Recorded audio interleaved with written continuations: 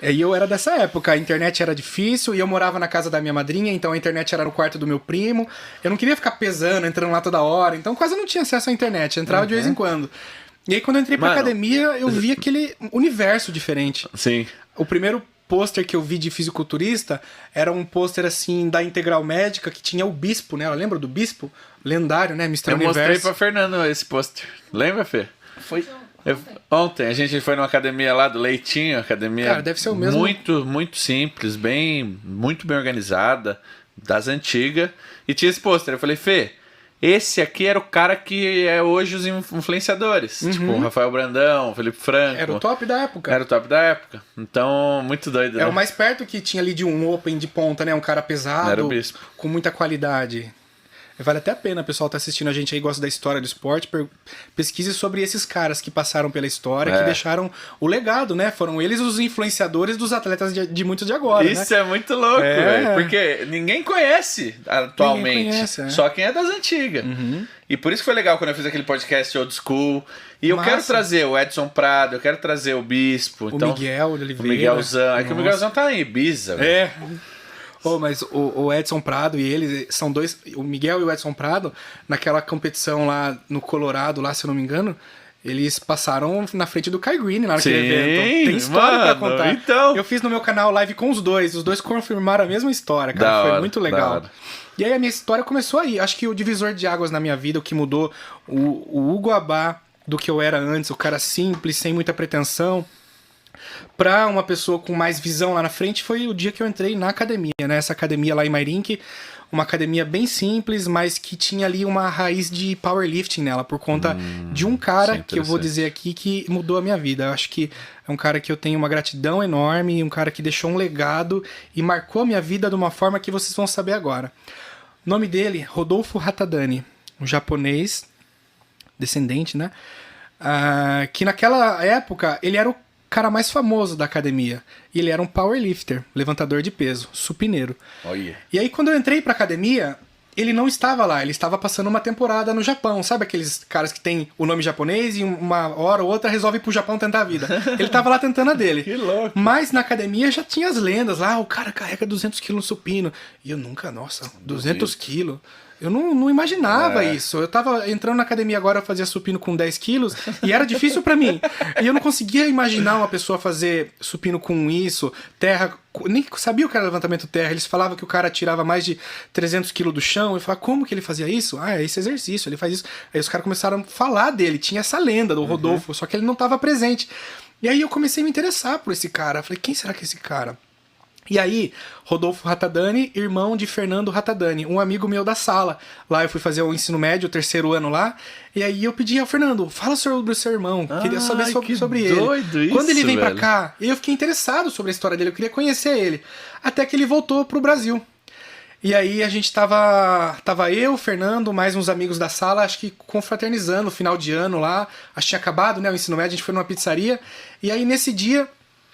O Rodolfo foi de carro buscar o irmão, Fernando, lá, e a minha casa, a casa da minha madrinha, era caminho da dele, então eu peguei carona. E aí eu fui no banco da frente, e aí eu vi o japonesão. Eu nunca tinha visto um japonês forte. Ele japonês era era. É? Mano, peito do Arnold, assim, ó, desse tamanho. E tipo, o japonês que eu tinha conhecido até então, sempre magrelinho, sempre menorzinho. E o cara, mano, acho que já tinha uns 45 de braço, tinha um Wolverine tatuado no braço. Que louco! Wolverine deformado, assim, porque acho que ele fez o Wolverine quando ainda tinha o braço pequeno. Inchou, o Wolverine ficou largo, não assim. Não era nem o Wolverine, sabe aquele Wolverine pulando, assim, ó? Sim. Com a roupa amarela do X-Men do desenho? Desse jeito, deformadaço. E aí eu sentava lá dele, tava com vergonha, sabe, de perguntar as coisas pra ele, eu ficava só olhando, aquela mão de macaco trocando marcha, segurando ali, desse tamanho a mão do cara, porque os caras supineiros, eles ficam com a mão toda calejada, grossa, e aquele cara, o antebraço desse tamanho, um short assim de academia, coxa batendo no câmbio ali, o carrinho pequeno, e eu falei, caramba, muito grande, eu não tinha visto ainda, não sabia praticamente. Bodybuilder era só o Bispo que eu tinha visto lá na foto, eu não tinha visto. Eu não tinha visto ninguém grande praticamente. Foi a primeira vez que eu vi, e era o cara, era a lenda, era o Rodolfo lá. Que da hora, velho. E aí passou esse dia, eu mandei mensagem no Orkut dele, comecei a acompanhar ele no Orkut, né, virou amigo já. Daí eu falei, Rodolfo, eu queria saber sobre levantamento de peso, eu já vi vários vídeos seus no YouTube, eu comecei a pesquisar. Antes de ele vir pro Brasil, eu comecei a ver os vídeos dele de campeonato, vídeo de treino. Ele não tinha um canal pra se promover, mas ele postava os vídeos de treino dele lá. Um canal que só os amigos e a família dele tava inscrito. Mas que é o que a galera fazia antes no YouTube, você lembra? Era como se fosse Era um arquivo pessoal. Um arquivo pessoal, era a nuvem, né? Você guardava lá seus vídeos. Colocava um nome ou colocava só um número e salvava. E eu comecei a ver todos os vídeos dele e comecei a procurar vídeos de powerlifting para eu entender o que era, porque eu não achava nem artigos falando sobre história do powerlifting, não achava nada na internet a respeito desse esporte. Então foi só vendo vídeo, eu colocava lá powerlifting, escrevia bench press, deadlift, pesquisa simples, sabe? Bem de leigo. E eu começava a ver vídeo por vídeo. E aí eu morava num quartinho, nos fundos da casa da minha madrinha. E eu passava lá o dia inteiro, cara, assistindo vídeo de powerlifting. E aí eu pegava um cabo de vassoura e ficava agachando, assistindo, fazendo um movimento. Eu aprendi a fazer os movimentos assistindo esses vídeos, acredita? Porque na academia não tinha ninguém pra me ensinar. E eu tinha vergonha de ir lá e fazer cagada, fazer coisa errada. Então eu ficava vendo os vídeos. Tentando fazer sozinho. E aí um dia eu falei, Rodolfo, será que você pode um dia dar uma dica pra mim e mostrar como é que faz os movimentos? Ele falou, não, beleza, chega lá na academia lá, tal dia, meio-dia, eu mostro pra você. E aí, meio-dia eu tava lá. E ele falou assim, você veio mesmo, beleza, que bom. Vamos aqui, vamos montar a barra aí, coloca 20 quilos de cada lado, vamos fazer o levantamento terra. Nunca tinha tirado a barra do chão, só o cabo de vassoura lá no quarto. E aí eu fiz o movimento certinho dele. Caramba, Gão, você já tava fazendo? Não. Aí eu expliquei pra ele que eu tava fazendo tutorial de vídeo lá em casa. E não era nem tutorial, era vídeo de competição. Os caras fazendo. Tentava repetir. Era repetição, era olhar e fazer, olhar e fazer. E aí eu fiz o terra, fiz o agachamento, fiz o supino, tudo parecendo que eu já fazia, já. Mas eu só tinha treinado por vídeo. E aí ele, então beleza, vamos começar a treinar. Aí ele me chamou pra treinar com ele, cara. Olha! Nossa, ali eu me senti, cara, especial, porque, eu tava treinando ali com a lenda da academia, com o cara mais importante, e eu não tinha nenhum ano de treino de academia ainda, eu era puro iniciante, mas com vontade de aprender. E aí ele me treinou no powerlift ali por acho que uns 6 meses, assim, e aí eu desenvolvi rápido a força, porque a postura eu já tava, desde o começo, já alinhando. E aí, acho que eu levantei 180 quilos, assim, num teste de força que eu fiz lá. Ele falou assim, não, tá bom, Gão, vamos pra um campeonato. Que campeonato? Como assim? Não, tá bom, vamos lá ver o que você faz, não tem problema. Eu empresto meu macacão pra você, sabe? O macaquinho de força, pá. E aí ele tinha 1,75 também, só que mais forte, né? Só que o macaquinho, ele é aberto, né? Então o dorsalzão dele ficava pra fora, né? Então não tinha problema, servia pra mim também. Aí eu fui pro campeonato com ele, um campeonato paulista de Quantos anos você tinha isso? Eu tava ali com 18, 19 anos, mais ou menos. Foi em 2009. Então você começou no powerlifting? Comecei no powerlifting. Que louco, com um ano de treino, praticamente, cara. Um ano e pouquinho. Pouco, né? Eu era iniciante da musculação, mas iniciante no powerlifting já competindo. E como ele me levou lá. Competição? Na primeira competição eu levantei 200 quilos, cara, de primeira. Nossa. Eu fiz, ele falou assim, Gão, 180 eu já sei que você faz. Então a gente começa com, você tem 3 chances no powerlifting. Primeira, segunda e terceira tentativa. Se você não acertar as primeiras, você já era, você perde, né? Então eu fiz uma primeira que eu garantia que eu fizesse. Então ele falou assim, Hugo, faz o que você está acostumado na primeira, 180. Depois a gente faz 190, e se você for bem em 190, eu deixo você tentar 200. Cara, e na competição, cara, você tá virado no giraia. É muita adrenalina. É diferente. É muita adrenalina. Ainda mais que era a minha primeira vez, a vontade de fazer xixi era toda hora. Você ficava nervoso. E eu via... mas é que tá. Isso é bom pra algumas pessoas e ruim pra outras, né? Eu acho que eu fiquei muito ansioso, mas eu acho que a adrenalina foi lá em cima. Foi bom. Então eu não senti medo. Eu não senti, assim, medo da barra. Porque normalmente quando a gente vai pra um agachamento pesado, a gente tá com medo da barra. A gente tá com medo de errar. E eu fui, com muita coragem, com muita vontade. Aí fez 180, nem senti, 190 e 200 quilos. Nunca tinha pegado mais de 180. Velho. E aí eu fui campeão nesse dia. Foi campeão? Campeão paulista em 2009. Primeira competição. E aí, a partir daí, aumentou muito a vontade. Daí eu comecei a treinar mais sério com ele, comecei a me dedicar mais. Mas sempre naquela, né? Treinando, trabalhando, estudando. Sim. Na medida do possível, tentando dar o melhor em tudo que eu tava fazendo. E a competição foi assim. Surgia 1 ou 2 competições por ano, eu ia com ele.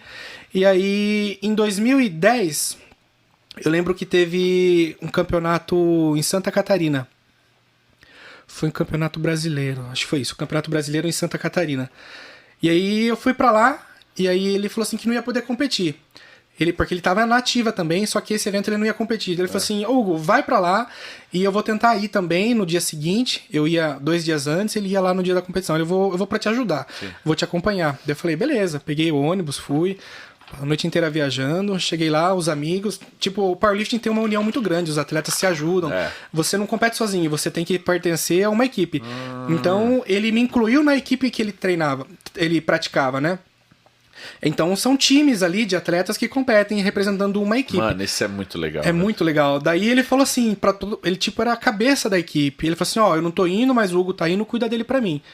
Tipo, ele criou um carinho por mim muito grande. E eu por ele, porque ele tava me abraçando. E quem não tem pai, acho que vai se identificar. Tipo, a gente se apega muito em quem quer nos ensinar alguma coisa. Porque a gente viveu sempre com a mãe. Daí quando vem alguém te ensinando, te orientando, dando uma direção, você se apega à pessoa. Então eu me apeguei muito a ele. Eu criei muita confiança nele, respeito. E aí quando ele falou que ia pra lá, eu fiquei mais tranquilo, porque eu tava com medo. Eu nunca fui pra Santa Catarina, nunca tinha viajado. E eu tava indo pra uma competição grande pela primeira vez. Mas daí, graças a Deus, ele foi pra lá, chegou no dia da competição, me ajudou, foi uma competição legal pra caramba. Eu não peguei pódio, porque era um brasileiro e eu iniciante, acho que eu fiquei quarto ou quinto, mas pra mim já tava muito bom. De você tá lá se superando. Os 200 de terra virou 230. 230. Meu agachamento era 170, virou 190. Olha! Supino eu sempre fui fraco, então eu acho que eu fiz lá 130, 140, nunca fui bom de supino. O agacha usa equipamento também? Usa, então, tem a competição RAW e tem a competição equipado. O equipado você usa o macaquinho do agachamento é o mesmo do terra. E aí você usa o cinturão, usa no agachamento faixa de joelho, mas também é opcional. Mas o que diferencia o RAW do equipado é o uso do macaquinho. Ele é o equipamento lei. A galera não entende. Esse macaquinho, ele faz você esticar mais rápido, né? Mais fácil. Ele tem a função da faixa de joelho. A faixa de joelho vai imobilizar o seu joelho e proporcionar o efeito mola. O efeito mola. O macaquinho faz esse efeito na região do quadril. Então você fica com 2 molas. Você fica no quadril, equipado e joelho. Então você vira uma máquina, cara. Você sobe. Com pouca carga. Eu nunca usei, você acredita? Cara, se um dia você tiver... testar. Gerson Dória. A Academia Gerson Dória é um celeiro de atletas de powerlifting. O Gerson Dória foi meu presidente. O Gerson Dória é presidente, ou era, da IPF, que é a principal federação de powerlifting. Então, Gerson Dória conhece o Rodolfo Ratadani. Gerson, se você estiver me ouvindo agora, um grande abraço. Eu irei aí em breve te conhecer a academia, porque você eu já conheço. E quero que você conte um pouco sobre o Ratadani, porque as pessoas precisam conhecer mais a história dele. Vamos falar sobre ele. E o macaquinho é incrível, velho. Você não consegue agachar estando equipado se não tiver muita carga nas suas costas. Porque ele te freia, você fica freado. Ele gera uma imobilização ali no seu quadril, você fica meio que apertado, você tem que fazer força pra ficar ereto em pé. Postura, porque ele te curva, ele comprime você. A intenção é ele ser apertado. Então quanto mais apertado, igual a faixa de joelho. De cada lado, nem vai direito. Você desce curto ali, porque você precisa se forçar pra descer até embaixo. Então o efeito dele é esse. É gerar estabilidade, melhora na postura e esse efeito mola que faz com que você levante mais carga. Então, equipado, você sobe muito mais as cargas que o RAW. Com faixa de joelho, equipado e até a faixa de punho, a faixa de punho para agachamento faz a diferença. Quando você tá com uma barra muito pesada nas costas, ela meio que esmaga a sua mão, cara. Ela judia da sua mão. Então você acaba sentindo dor no punho durante o movimento. E essa dor no punho tira a sua concentração e você... Tudo ajuda. Qualquer dor e desconforto que você sente no agachamento já te deixa o seu psicológico desconfortável.